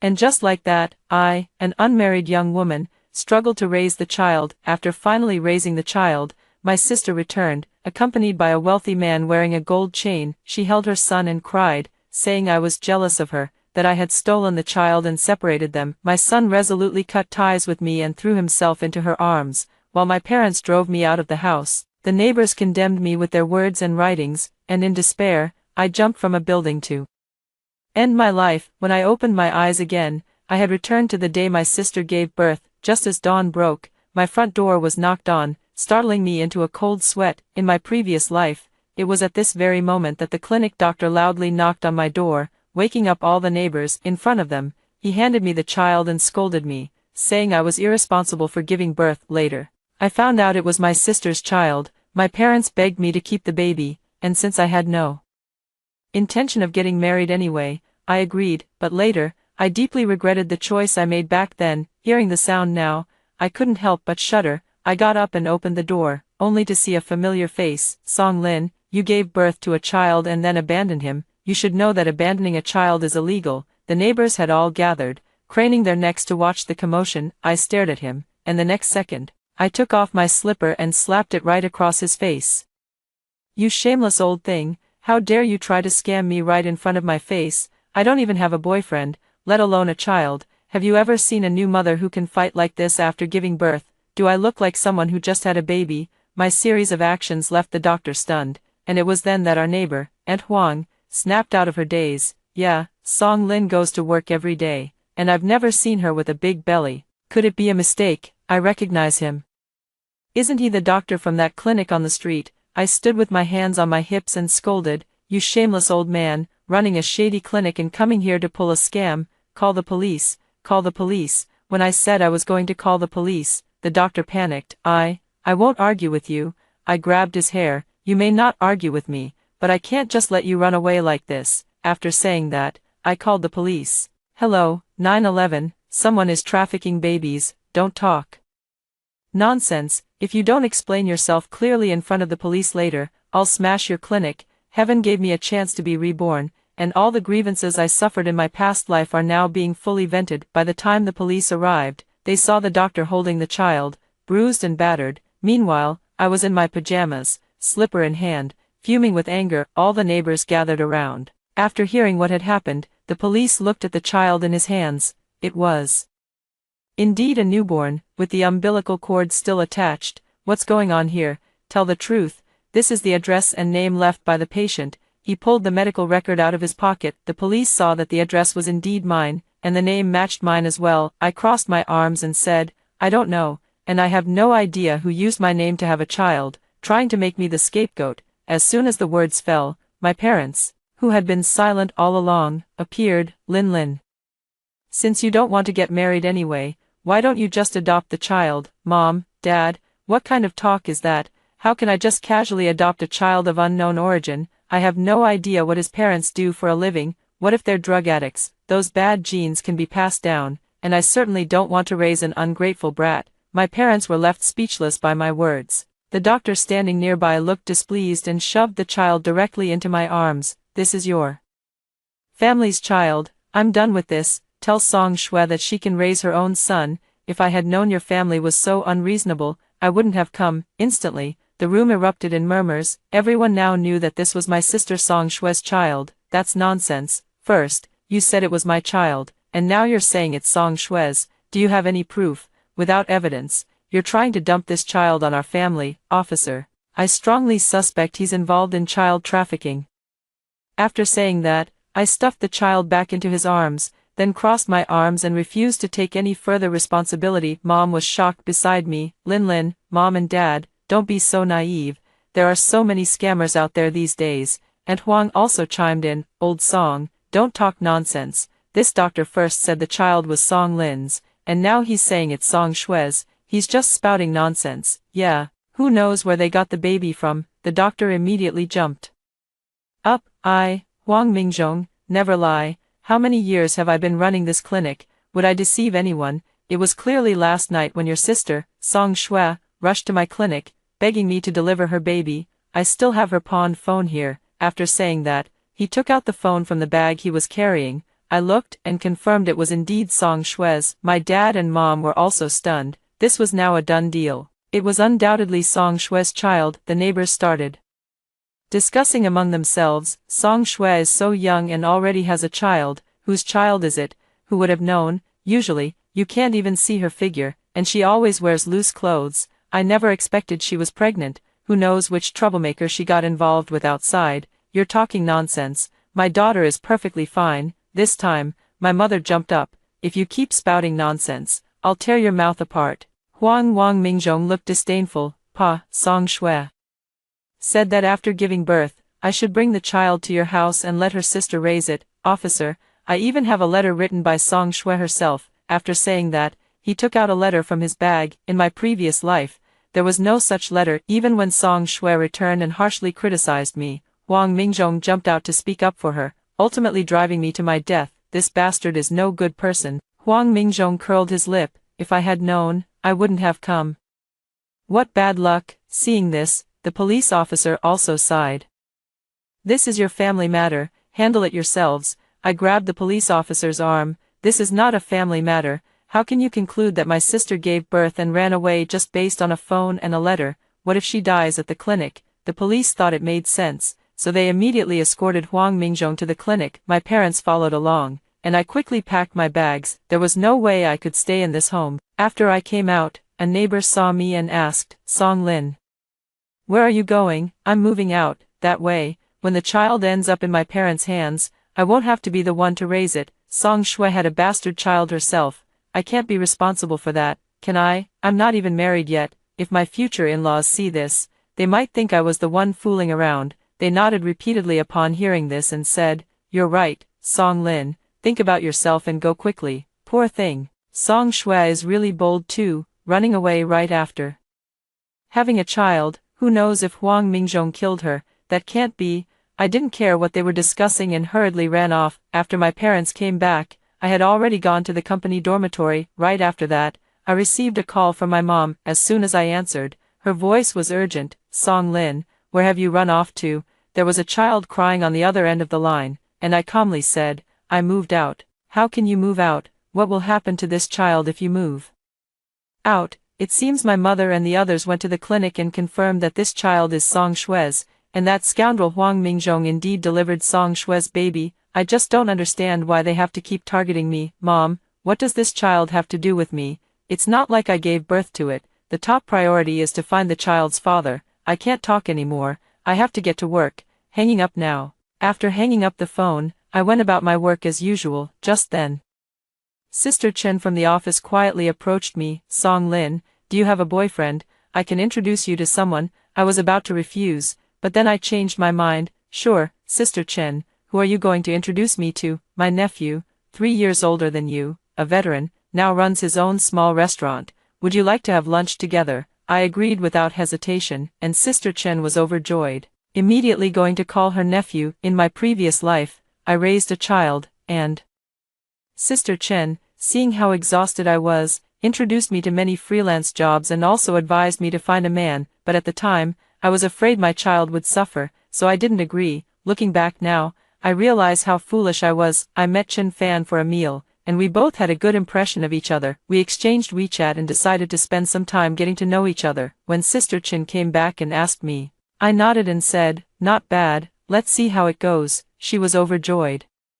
"Let me tell you, if it works out, he won't treat you badly. I've watched this kid grow up. He can endure hardship." My face flushed, and Sister Chen grew even more excited, and so, Chen Fan and I started dating. For half a month straight, my parents didn't look for me, and I didn't go back, but I never expected that my mom would actually come to the company. I was at work that day when the security guard suddenly called me. "Song Lin, come out quickly, your mom left your son at our security post. Hurry up and take the child away, he's making a lot of noise." As soon as he said that, my mind went blank. What child? I'm not even married.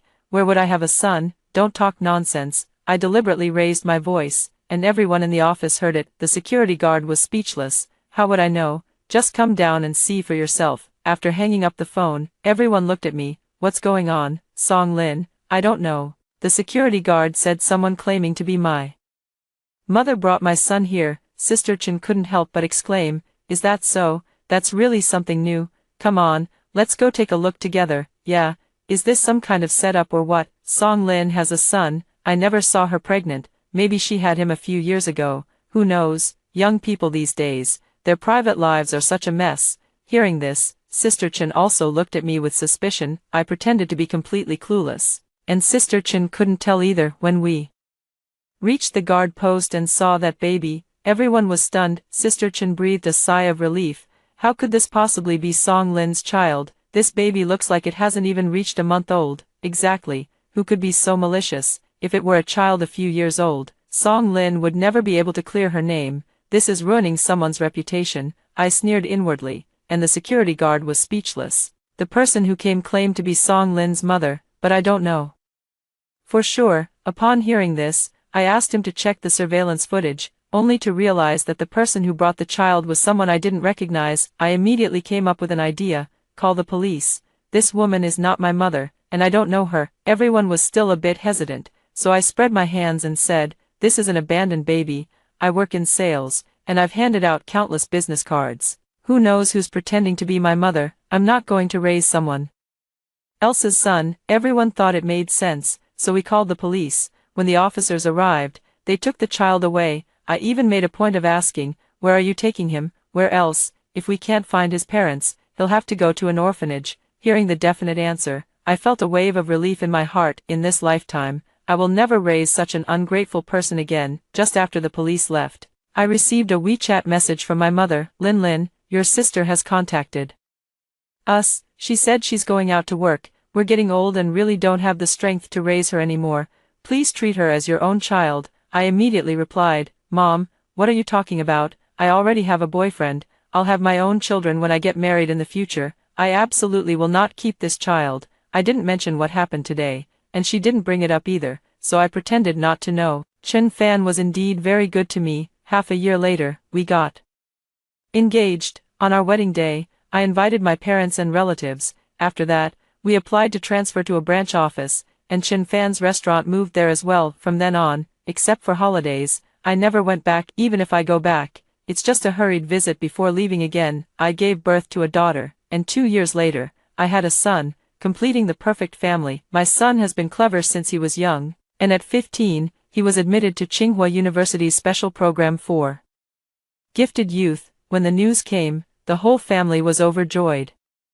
Chen Fan went all out, taking the children and us back to our hometown to host a celebration banquet. All the relatives and friends came, even my parents. Although my son Chen Mingyuan is only 15, he is tall and big, looking about the same size as my daughter. This led my parents to believe the child was Song Shue's. My mother took my son's hand and patted it, saying, if Xiaoxua knew how promising the child is, how happy she would be. Mom, on such a happy occasion, why bring up Xiaoxua? Has she come back? My mother's eyes immediately flickered. No, she hasn't come back. Sigh, it's been so many years, and she hasn't come back to see you too.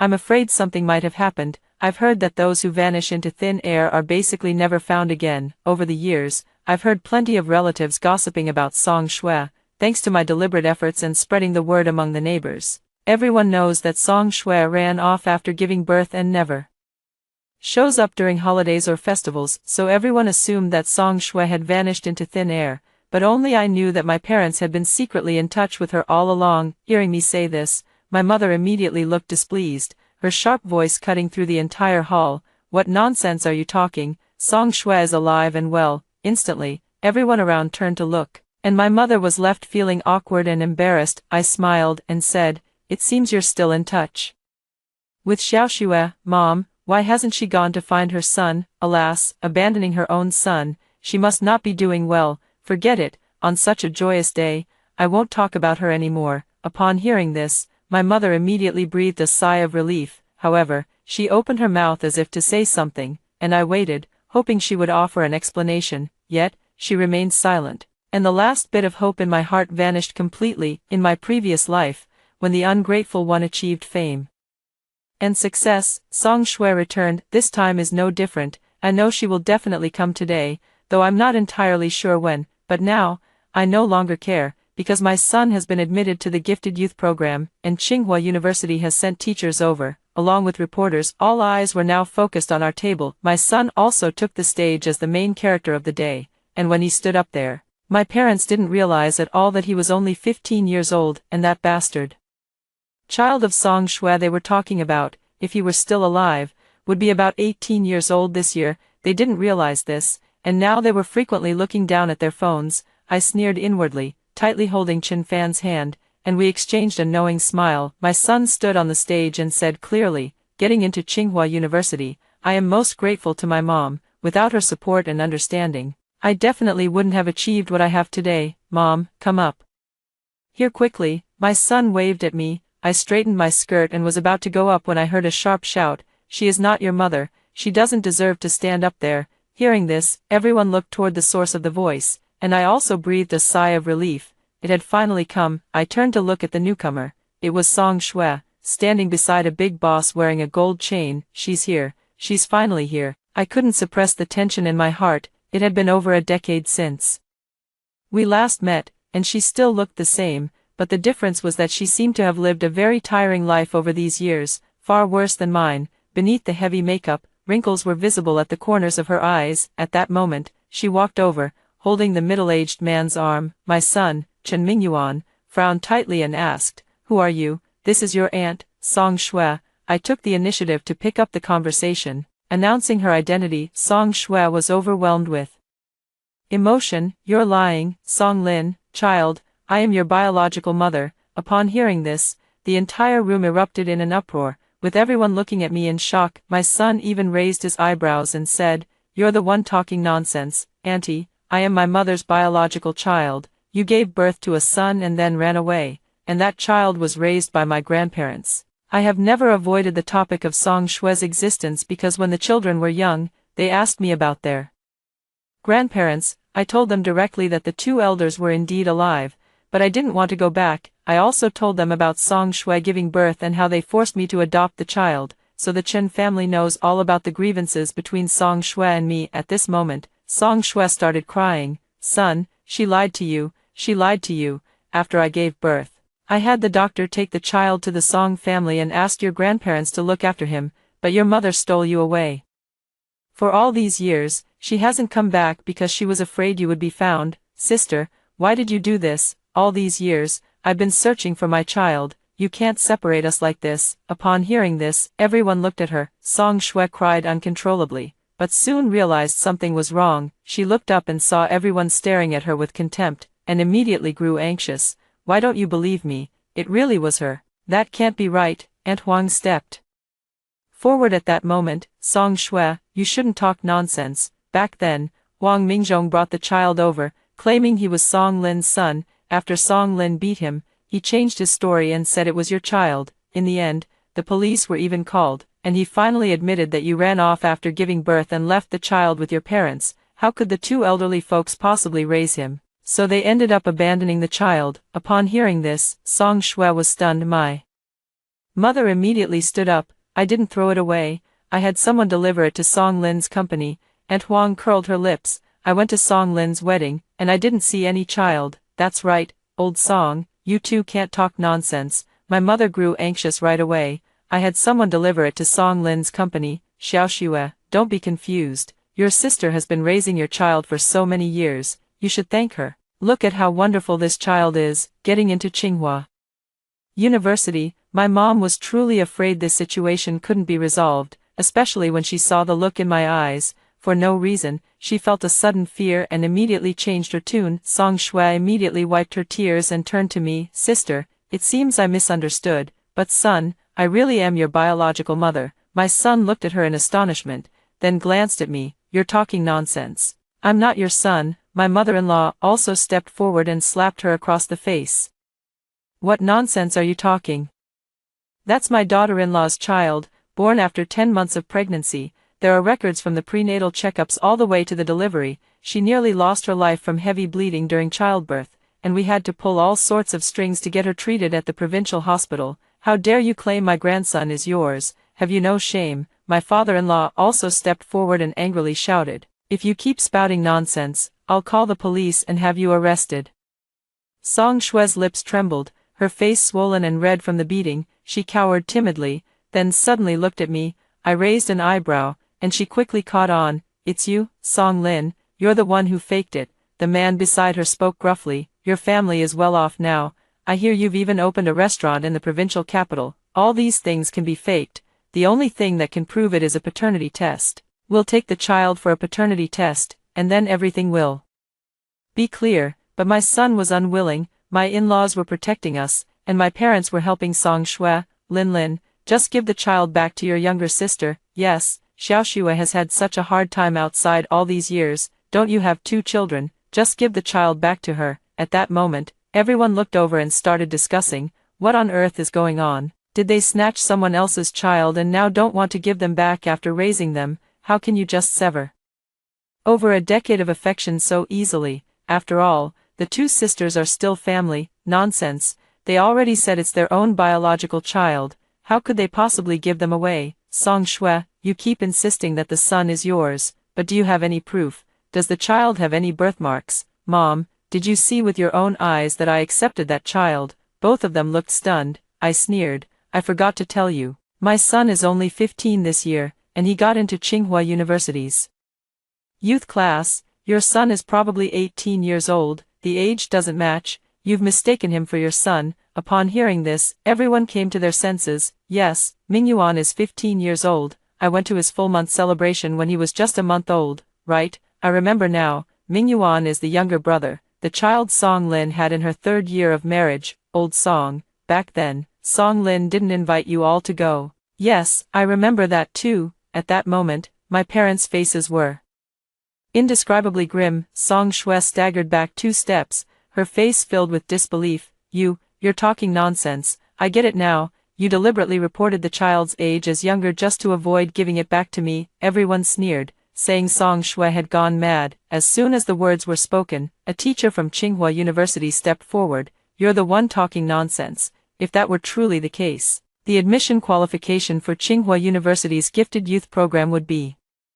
revoked immediately. I will definitely report this matter to the Ministry of Education. Additionally, we will call the police to investigate thoroughly, especially since Chen Mingyuan was only 15 years old when he applied. At that moment, my son also took out his ID card. I am willing to undergo a paternity test with you, and I am also willing to report this matter to the police. However, if I am not your son, you will bear the consequences. I will never forgive you for spreading rumors, slandering, and defaming my mother. Mingyuan is the child I carried for 10 months and gave birth to. He has been sensible and filial since childhood, and my in-laws have always treated me well. My daughter even stood by my side, saying, "You're just talking about my mother without any evidence except for your words." My mother has the birth certificate, household registration, and ID card. What do you have? My mother's face instantly turned pale. She looked at me and said, "You're lying.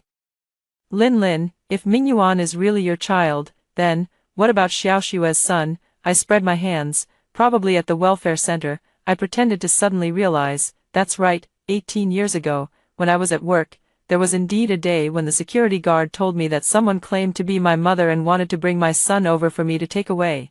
After I came down, I checked the surveillance footage and realized I didn't know that person at all, so I called the police. The police took the child away, probably to the welfare center. My colleagues can confirm this. If you don't believe me, you can check the police report. Upon hearing this, Song Shui screamed and lunged at me, but I was quick to react and slapped her. "How dare you hit me, Song Lin? Give me back my son," I sneered coldly. "You beast, you ran off after giving birth to a bastard and pinned the child on me, expecting me to raise him for you. You spent over a decade living it up outside, and now that you see my son has made something of himself, you come back to reap the rewards. Let me tell you, you don't have that kind of luck.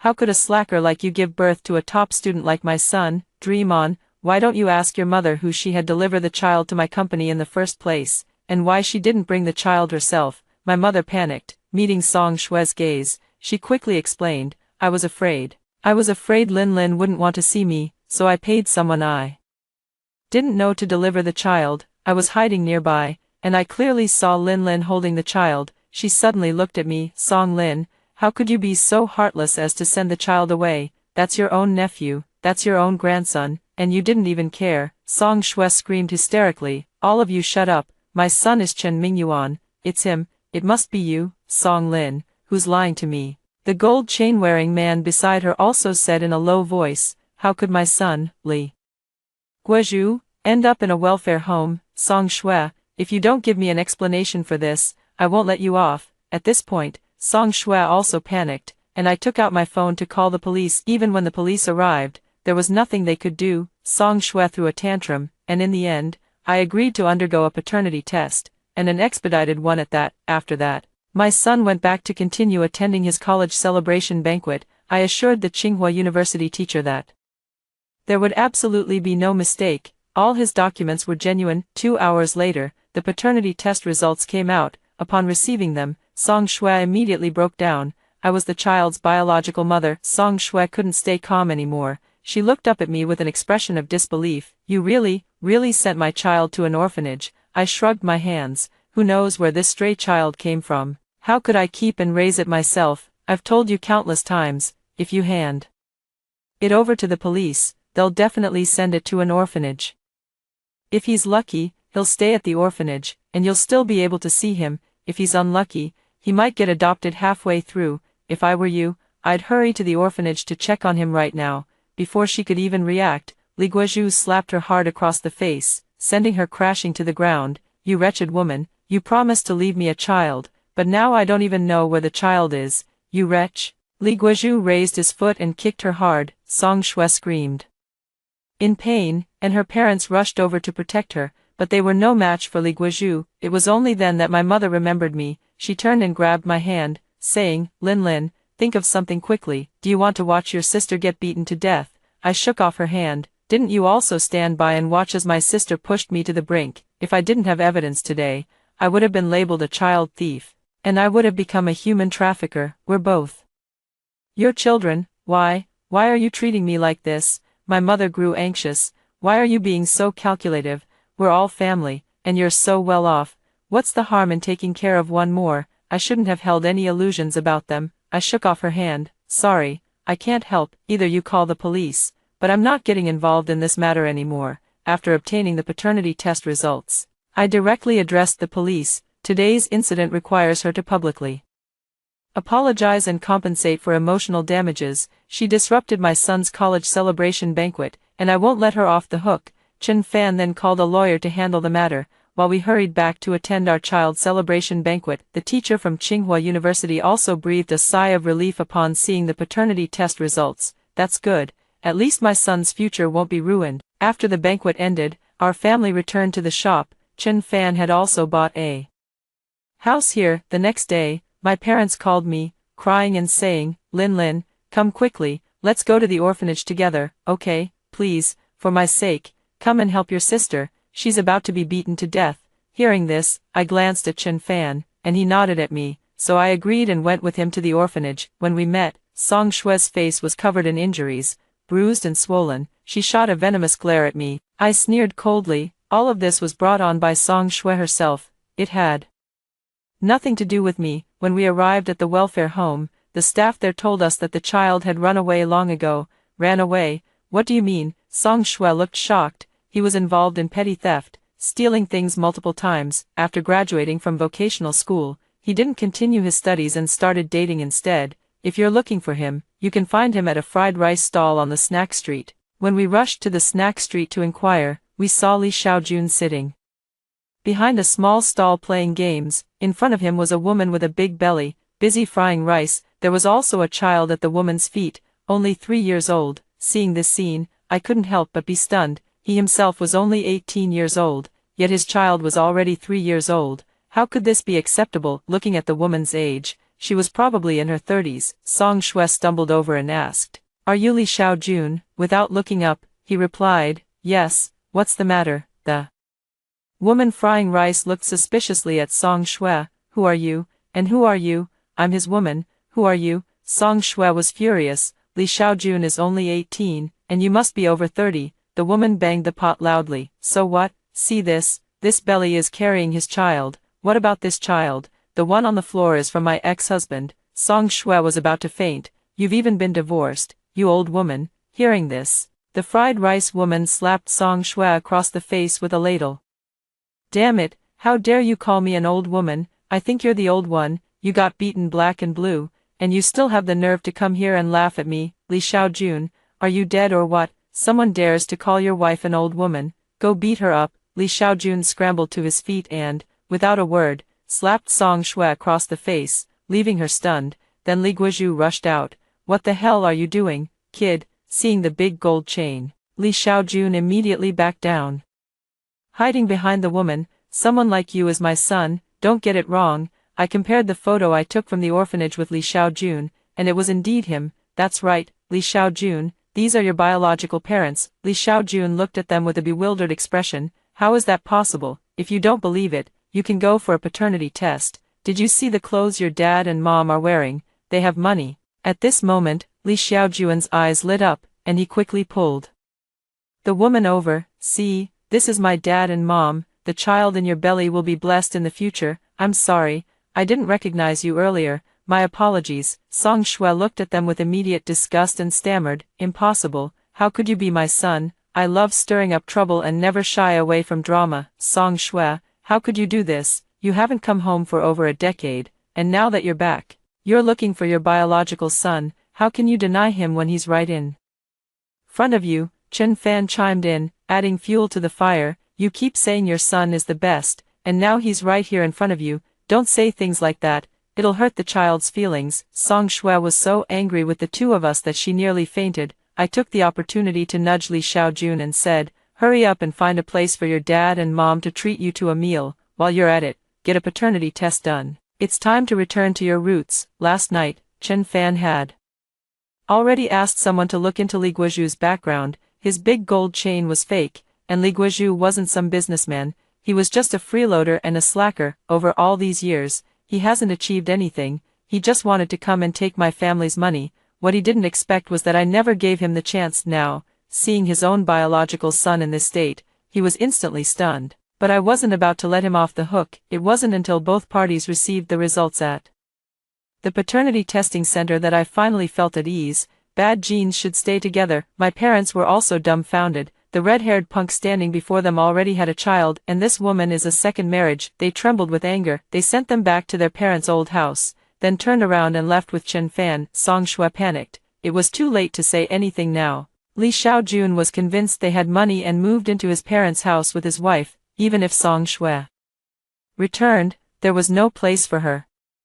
And all 7 family members were crammed into that small house, and Huang told me that their family was in complete turmoil. Li Xiaojun wanted to get married and demanded a bride price of 200,000 yuan from them. The woman was relentless and also insisted on a meeting gift, which added up to over 300,000 yuan in total. How could they possibly afford that? Originally, the two of them had achieved nothing and were just trying to take advantage of me. They never expected that I had prepared in advance and returned their worthless, uneducated son to them. Now, no matter what they say, they are unwilling and filled with regret, but I'm not some easy target, so I won't bother with them. When Li Xiaojun realized he couldn't get the money, he took a stick and beat Li Guozhu. When my parents tried to intervene, they were also struck. My father collapsed on the spot and lost consciousness, while my mother was pushed down the stairs and broke her leg. Song Shui wanted to run, but Li Xiaojun broke her arm. When I went to the hospital, I saw them lying there, groaning in pain. My mother grabbed my hand and said, Lin, I was wrong, can you help? Please drive him away. Mom, how can that be? That's Xiao Xue's own son, your own grandson. He became like this in the first place because he had no father or mother to teach him. You must give him all your love and guide him back onto the right path. Upon hearing this, my mother was utterly devastated. I withdrew my hand, paid her medical bill, and then didn't bother with her anymore. Song Shui, in too much pain to lift her arm, asked me for money, but I didn't hesitate to kick her away. You have nothing to do with me. Song Shui, yesterday, you ruined my son's college celebration and slandered me. We haven't settled that score yet. Now you still want money from me. Dream on. As for my parents' living expenses, I'll only pay the minimum required. I won't take care of anything else. In my previous life, I died because of their schemes, and in this life, I will never be fooled again. After I left, my father and mother were still crying behind me, and Huang would occasionally bring news about them, saying that Li Xiaojun stubbornly refused to leave their home, and my parents had become his caretakers. That woman gave birth to a child, a boy, and now they were even less able to leave. Li Xiaojun would frequently ask them for money, and if they refused, he would resort to violence. Song Shui was also forced by him to set up a street stall. In short, the entire family worked to support his spending. It's wonderful to see this family rotting together. 6 months later, Chen Fan and I returned to our hometown to handle some property matters. We planned to sell the house and settle down in the capital with our son and daughter. I saw Song Shui. It had only been half a year, but she had aged over a decade, her hair already turning gray. When she saw me, she rushed forward abruptly. Song Lin, it shouldn't be like this. It shouldn't be. You didn't jump to your death. All your money should be mine.